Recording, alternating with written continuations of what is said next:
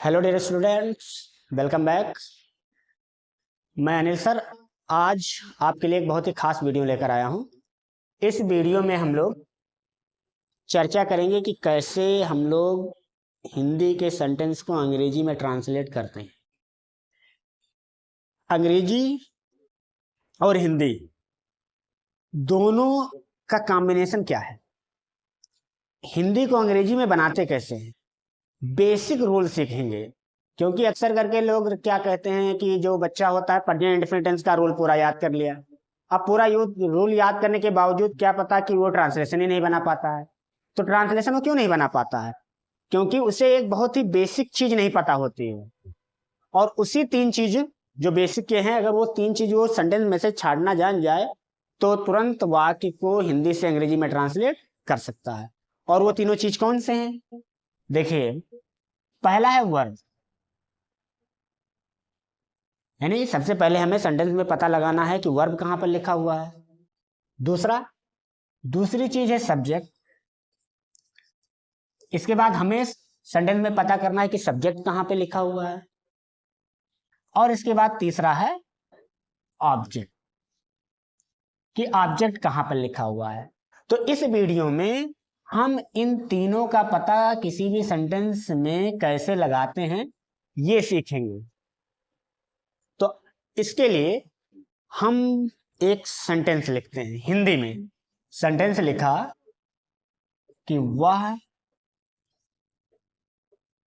पत्र लिखता है। ये है हमारा सेंटेंस, वह पत्र लिखता है। अब मान लेता हूं मैं कि मुझे नहीं पता है कि इसमें वर्ब कहां पर है, इसमें सब्जेक्ट कहां पर लिखा हुआ है, या इसमें ऑब्जेक्ट कहां पर लिखा हुआ है। तो देखिए, बहुत ही आसान तरीका है। आप इसी आसान तरीके से तीनों का पता लगा सकते हैं और तुरंत चुटकियों में ट्रांसलेशन बना सकते हैं। इस हिंदी को अंग्रेजी में कर सकते हैं।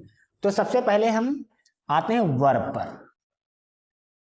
देखिए, वर्ब ये एक्शन को दर्शाता है, यानी जो काम वाक्य में होता है वही क्या होती है, वर्ब होती है, वही क्रिया होती है।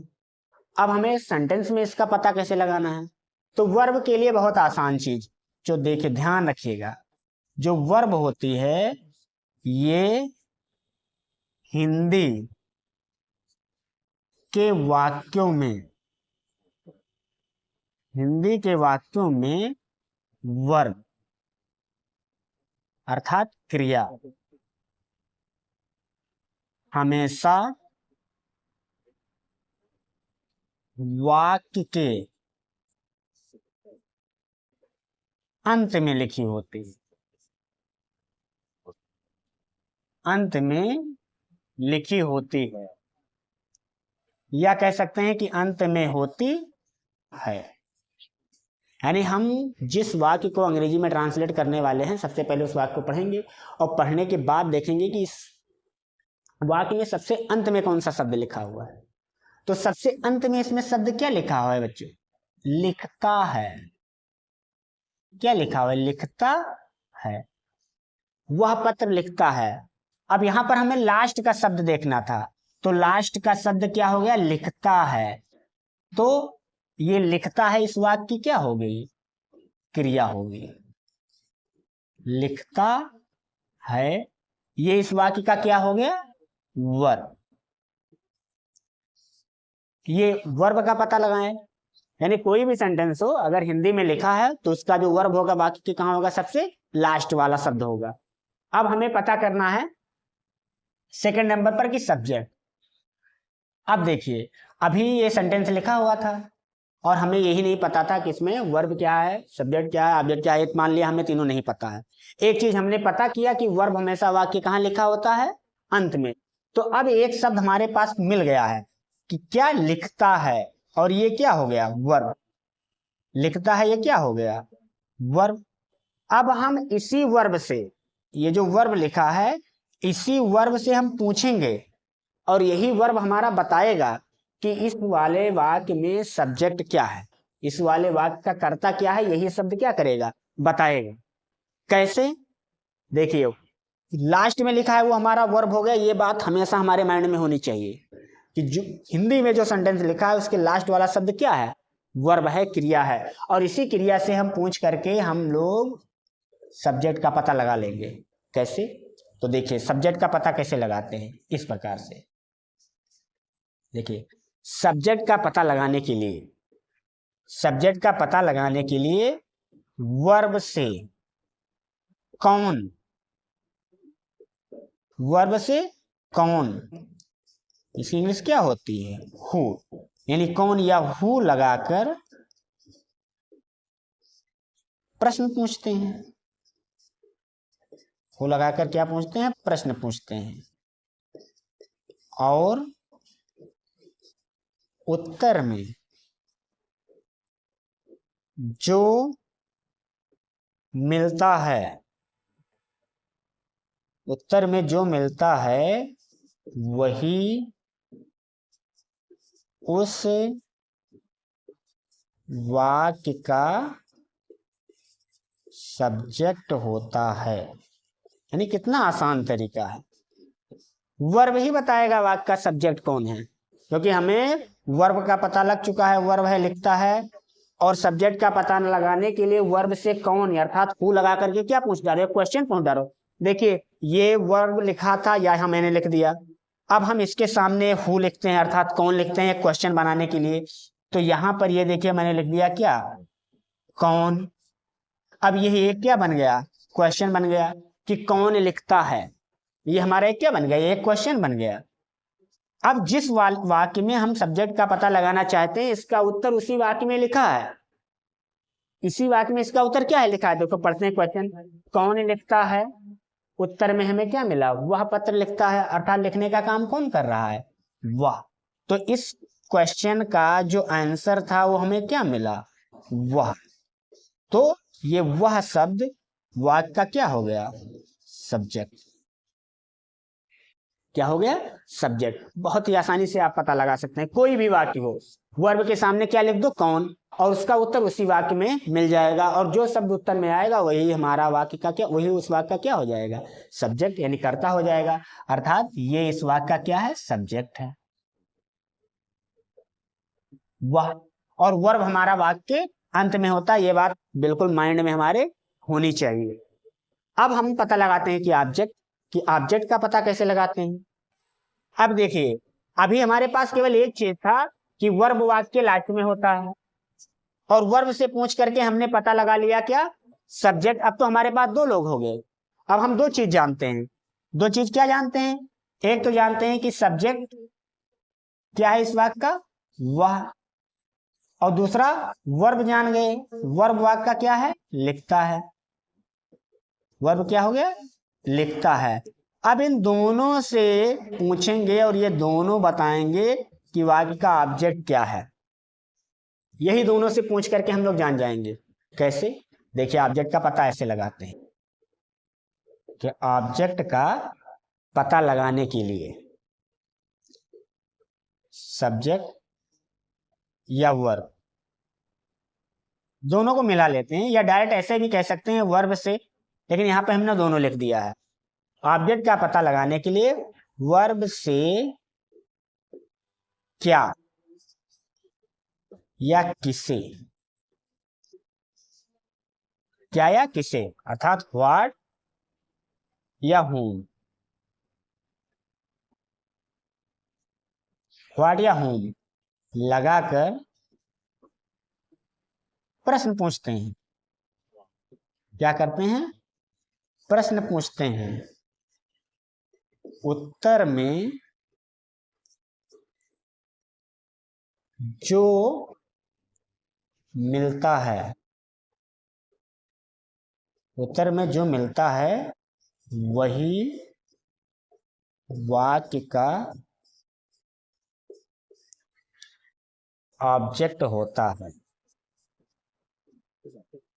यानी बहुत आसानी से आप ऑब्जेक्ट का भी पता लगा सकते हैं। कैसे, वर्ब से सब्जेक्ट से क्या लगाओ, व्हाट या हुम लगा करके क्या पूछो, एक प्रश्न पूछ डालो और उत्तर में जो मिल जाए वही वाक्य का क्या हो जाएगा, ऑब्जेक्ट। अब कैसे देखते हैं, ये हो गया हमारा वह सब्जेक्ट, और ये लिखता है हमारा क्या हो गया, ऑब्जेक्ट।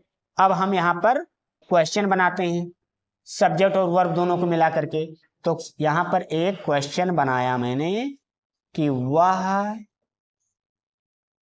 क्या लिखता है। ये हमारा एक क्वेश्चन बन गया कि वह क्या लिखता है। इसका उत्तर इसी वाक्य में लिखा हुआ है। वह क्या लिखता है? वह पत्र लिखता है। अर्थात वो क्या लिखता है? पत्र। क्या लिखता है? उत्तर में हमारे क्या मिला? आंसर में हमें मिल रहा है पत्र। अर्थात ये पत्र इस वाक्य का क्या हो गया? ऑब्जेक्ट हो गया। क्या हो गया? ऑब्जेक्ट हो गया। इस तरीके से हम बड़ी आसानी से किसी भी सेंटेंस में सब्जेक्ट, वर्ब और ऑब्जेक्ट का पता लगा सकते हैं। मान लेते हैं हमारे पास कोई ऐसा सेंटेंस आ जाए जिसमें क्या लगाने से हमारा क्वेश्चन ही ना बने।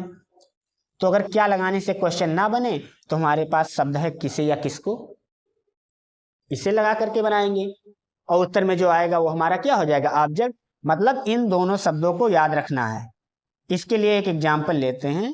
जैसे कहा गया, उसने मुझे एक पेन दिया। ये मान लो इसमें हमें ऑब्जेक्ट नहीं पता है और हमें ऑब्जेक्ट का पता लगाना है। तो हम ये, और लास्ट में लिखा है दिया, तो ये हो गया हमारा वर्ब। कौन दिया है? उसने। तो ये हमारा हो गया क्या? सब्जेक्ट। अब हमें ऑब्जेक्ट का पता लगाना है। अब ये हमारे पास हो गया उसने सब्जेक्ट और ये दिया हो गया हमारे पास क्या? वर्ब। अब इन दोनों से पूछ करके हम ऑब्जेक्ट का पता लगाएं। तो उसने क्या दिया? पहला क्वेश्चन क्या लगा करके बनाते हैं। उसने क्या दिया? उत्तर में क्या मिल रहा है? पेन। एक पेन दिया। तो अर्थात ये एक पेन क्या हो गया? ऑब्जेक्ट हो गया। अब हम इसे किसे लगा करके देखते हैं कि उसने एक पेन किसे दिया। इसका भी उत्तर हमें इसमें मिल रहा है क्या? मुझे दिया। तो ये अर्थात ये मुझे भी क्या है? इस वाक्य का ऑब्जेक्ट है। ये चीज ध्यान रखिएगा कि ऑब्जेक्ट दो प्रकार के होते हैं, एक होता है डायरेक्ट और एक होता है इनडायरेक्ट। तो इसमें दो ऑब्जेक्ट एक साथ आ गए थे, मुझे भी और एक पेन भी। तो दोनों ऑब्जेक्ट का पता क्या या किसे लगा करके निकाल सकते हैं। अगर मान लो क्या से नहीं निकल रहा है, अगर एक ही ऑब्जेक्ट है, क्या से नहीं निकल रहा है, तो क्या हटाओ, किसे लगाओ। और अगर किसे लगाने से नहीं मिल रहा है तो क्या लगाओ, क्या लगा करके क्वेश्चन बना दो। यानी इस प्रकार से वाक्य का हम लोग सब्जेक्ट, ऑब्जेक्ट, वर्ब तीनों क्या करेंगे? पता लगा लेंगे और वाक्य को बड़ी आसानी से हिंदी से अंग्रेजी में क्या कर देंगे? ट्रांसलेट कर देंगे। क्योंकि जो वाक्य होता है उसमें सबसे पहले लिखा जाता है क्या? सब्जेक्ट। सब्जेक्ट के बाद क्या होना चाहिए? वर्ब। और इसके बाद क्या होना चाहिए? ऑब्जेक्ट। ये सामान्य फार्मूला है इंग्लिश का, जनरल, कि जब हम लोग ट्रांसलेशन बनाते हैं तो हमें सबसे पहले आवश्यकता पड़ती है सब्जेक्ट की। इसके बाद हम लोग लिखते हैं क्या? वर्ब। इसके बाद हम लिखते हैं ऑब्जेक्ट। यानी इन तीनों का क्रम इधर उधर नहीं होना चाहिए। और ज़्यादातर बच्चे यही चीज़ पहचान नहीं पाते और कहते हैं कि हमें ट्रांसलेशन समझ में ही नहीं आया, हम सब्जेक्ट जान ही नहीं पाए। तो बड़ी आसानी से आप लोग कौन, क्या और किसको लगाकर किसी भी वाक्य का सब्जेक्ट का पता लगा सकते हैं और आसानी से वाक्य को ट्रांसलेट कर सकते हैं। तो अब हम उस वाक्य को ट्रांसलेट भी कर दें। था वह पत्र लिखता है। ये प्रेजेंट इंडेफिनिट टेंस का वाक्य है क्योंकि इस वाक्य के क्रिया के अंत में क्या आ रहा है? ता है। और जब किसी वाक्य की क्रिया के अंत में ता है, तीहे, तेहे आता है तो प्रेजेंट इंडेफिनिट टेंस का वाक्य होता है।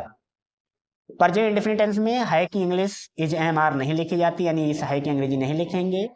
अगर सब्जेक्ट हमारा सिंगुलर है, सब्जेक्ट क्या है? अगर सिंगुलर है तो वर्ब में एस या ईएस जोड़ देंगे।